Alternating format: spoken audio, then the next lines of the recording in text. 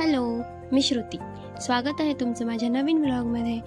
तर आज बाप्पांचा आपल्यासोबतचा दुसरा दिवस आणि आज ऋषीपंचमी निमित्ताने बाप्पांना आज नैवेद्यामध्ये ऋषीची भाजी म्हणजे अळू, माठ, त्याच्यानंतर चिंच अशा पदार्थांनी, अशा भाज्यांनी मिळून भाजी बनवली जाते आणि त्या भाजीचा आणि भाताचा नैवेद्य दाखवला जातो. तसंच आम्ही सुद्धा दाखवला. त्याच्यानंतर रात्री आम्ही सर्वांनी मिळून आरती केली. नेहमीप्रमाणेच आरती घेतली. त्याच्यानंतर छान असा तीर्थ प्रसाद, बाप्पाला दाखवलेला नैवेद्य. प्रसादामध्ये आमच्याकडे आज बर्फी होती, खूप छान होती, टेस्टी होती.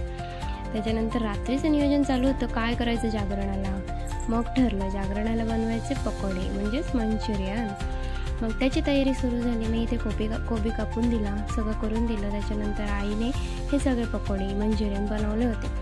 सगळ्यांनी एकत्र येऊन खायला बसले होते. खूप छान वाटत होते आणि खूप छान झाले होते. खूपच छान झाले होते. हे इथे आम्ही सगळेजण खायला बसलो.